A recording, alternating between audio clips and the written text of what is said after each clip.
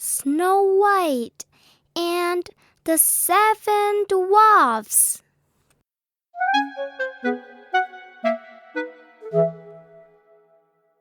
Chapter 1. As White as Snow. One winter's day, a young queen stood sewing by her window. As she watched the feathery snowflakes fall, her needle slipped. 3 drops of ruby red blood fell onto the snow. The queen sighed. "I wish I had a child," she said, "with skin as white as snow, lips as red as blood, and hair as black as ebony wood." Her wish came true. The queen's daughter had skin as white as snow, lips as red as blood, and hair as black as ebony.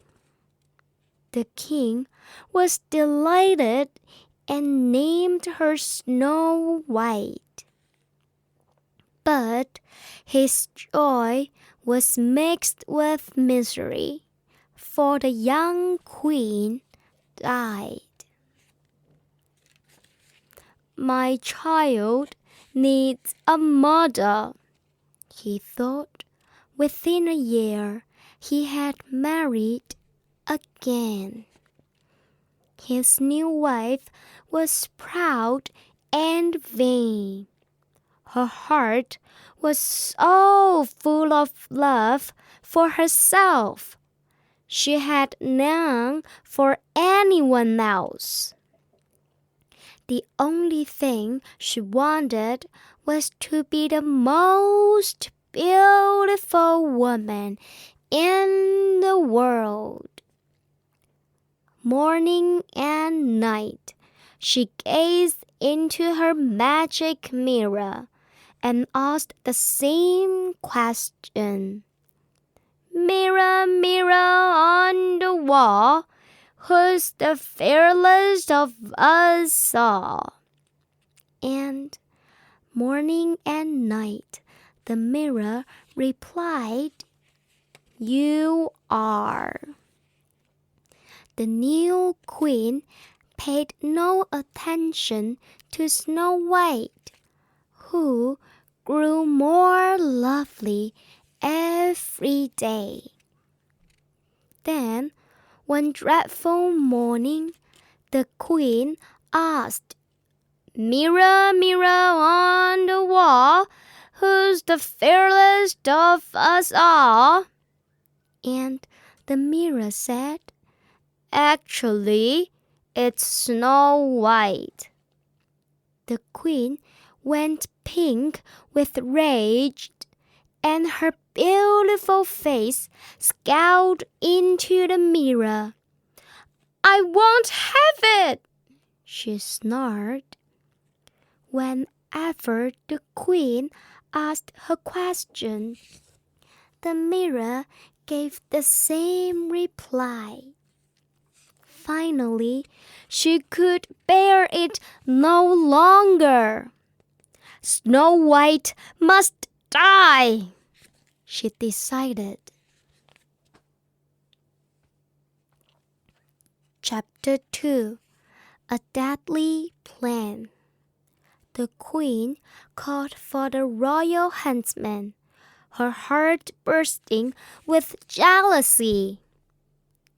"Take Snow White to the forest and kill her," she ordered.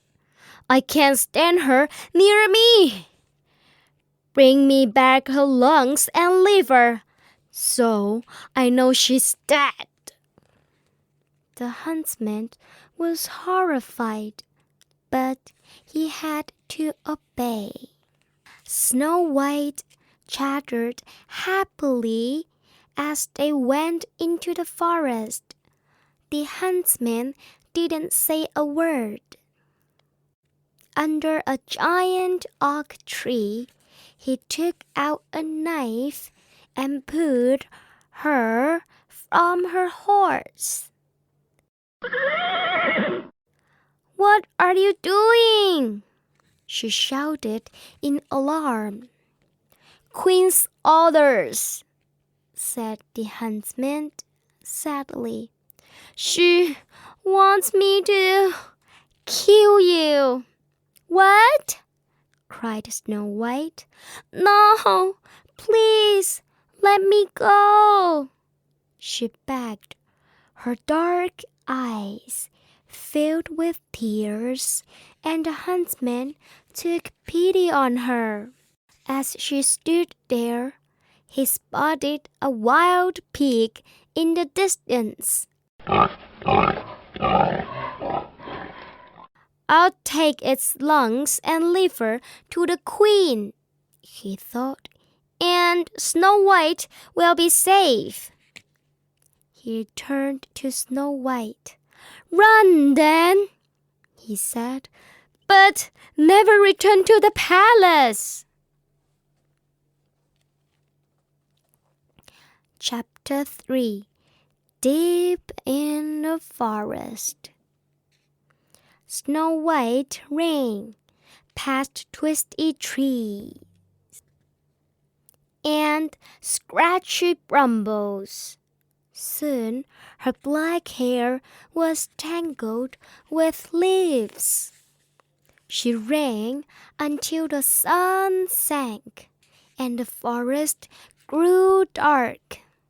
Thorny branches like witches' fingers reached out to catch her. Still she ran. She ran until her legs could barely hold her. And then she saw a cottage. "Maybe someone here can help me," she thought. To her dismay, there was no one home. She leaned against the door to catch her breath, and it swung open. Snow White stumbled inside. The first thing she saw was a tiny table and 7 tiny chairs. Snow White smelled fresh bread and honey, and her mouth watered. After running all day, she was starving. Sitting down, she helped herself to bread and honey and drank every drop of milk from all 7 mugs. She put down the last mug and yawned. Running all day was exhausting. 7 tiny beds with fat pillows stood along one wall. Snow White tried bed after bed. The first was too hard, the second too narrow. By the 7th, she was so tired. She curled up on it anyway. While Snow White slept, the cottage door opened,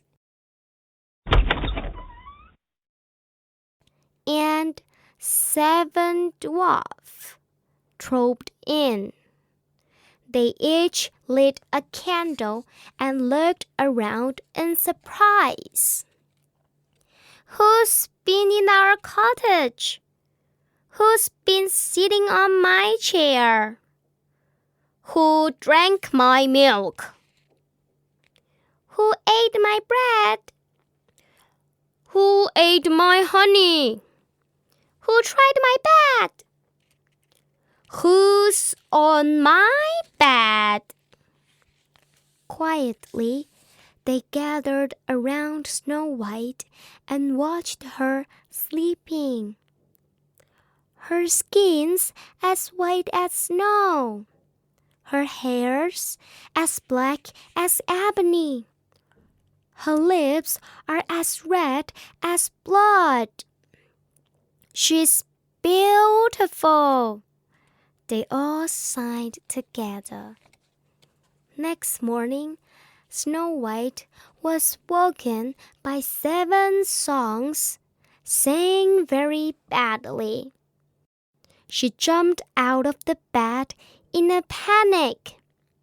But the dwarfs were so friendly. She forgot to be afraid. When she told them about the queen, the dwarfs were disgusted. "Stay here," they said. "We'll take care of you." Chapter 4. Pretty Silks to Sew. In her palace bedroom, the queen was singing too, smiling at her reflection. She asked her usual question. "Mirror, mirror on the wall, who's the fairest of us all?" "Well, queen, you are fair, no doubt about it," the mirror said chattily. "But Snow White is fairer. She's living in a cottage in the forest," it added. "Snow White is alive?" The queen spat in fury. "That huntsman tricked me." She was so angry she couldn't eat or sleep. Instead, she spent every second plotting how to kill Snow White. At last, she disguised herself as an old peddler, packing a basket with ribbons and silks. She set off for the forest. Snow White was cleaning the cottage when an old woman came to the door. "Pretty things to sew," the woman crackled. "Silks and satins, bells and bows." "What lovely silks!" cried Snow White, stroking about. "Here, my dear," said the old woman. "Try it on." She looped about around Snow White's waist and pulled it tight, tighter and tighter. "Stop! Ha! I'll be the fairest soon." The woman kept pulling until Snow White collapsed. The dwarfs came home to find Snow White lying in the doorway. Shocked, they saw the belt squeezing the life out of her.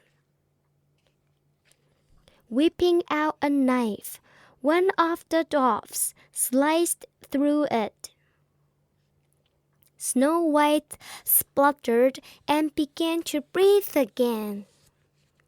"Where's the old peddler woman?" she gasped. "What old woman?" a dwarf began. "No one knows we are here." He gave a sudden shout. "Hey, it must have been that wicked queen. She tricked you." The dwarf looked serious. "You're in grave danger," said one. "The queen will keep trying to kill you," said another. "Don't open the door," they all said together. Meanwhile, the wicked queen had run all the way home and raced to her mirror. "Mirror, mirror on the wall, Who's the fairest of us all? Sit down, your majesty. It's still Snow White.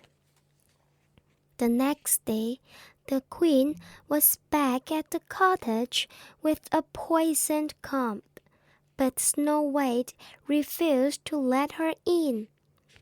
You can look, can't you? Said the queen, holding a sparkly comb to the window. Snow White was entranced. Forgetting her promise, she opened the door. Quicker than a bee, the queen darted inside and stuck the comb in Snow White's hair. The poison worked at once, and she fell to the floor. As soon as the dwarfs saw Snow White, they knew the queen had returned. Look what she's done now, said one, taking out the comb. Snow White mourned. Oh, my head! You must be more careful.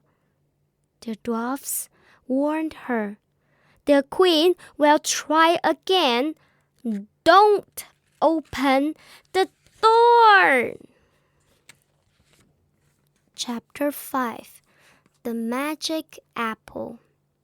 Before you ask, it's still Snow White. At the palace, the queen's heart was eaten up with envy. She hated being the second fairest.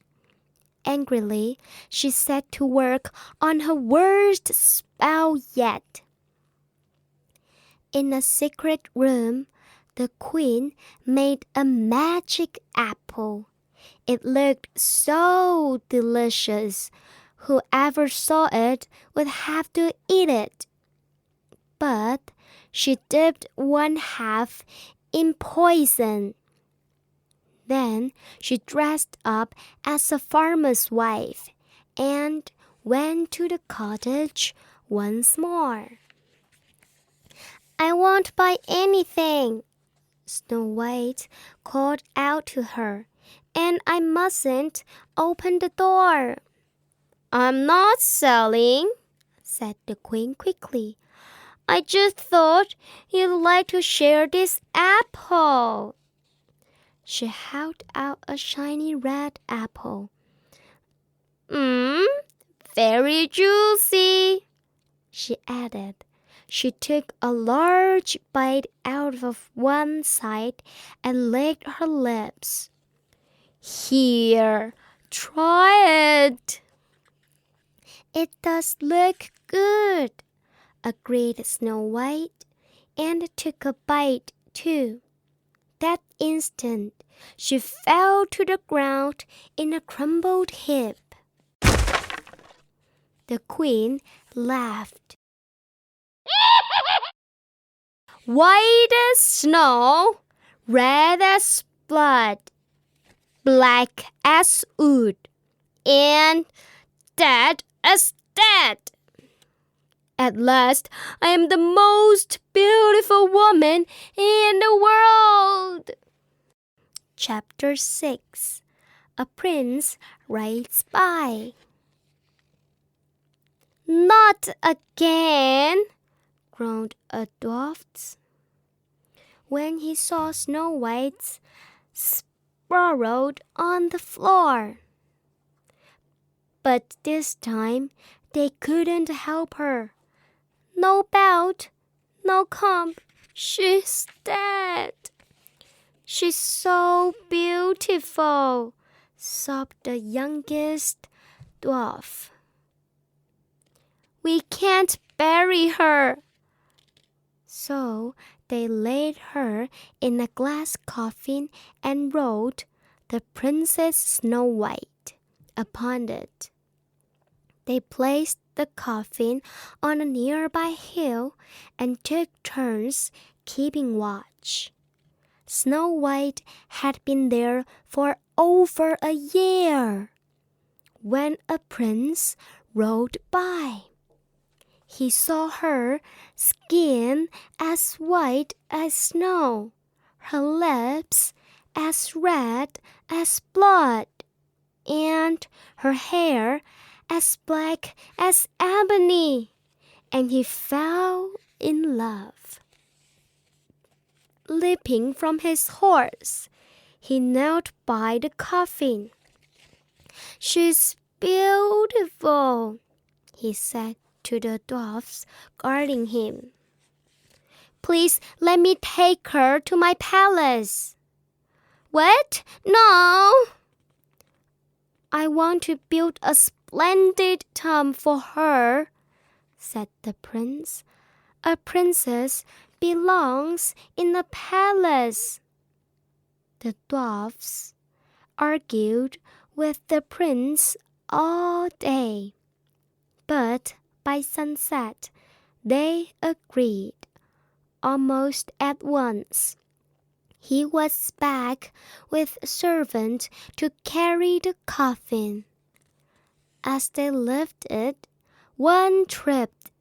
The coffin slipped and the apple flew from Snow White's mouth. To their astonishment, she opened her eyes. The prince was overjoyed. He flung open the coffin, swept her up, and carried her to his horse. "Where am I? Who are you?" "I am a prince who wants to marry you." Meanwhile, the queen was going back to her mirror. "Snow White is fairest.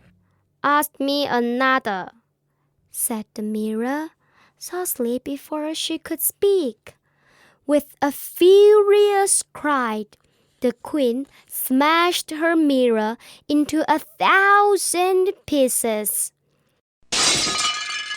and 1,000 glass splintered crushed. "Snow White is still the fairest of them all."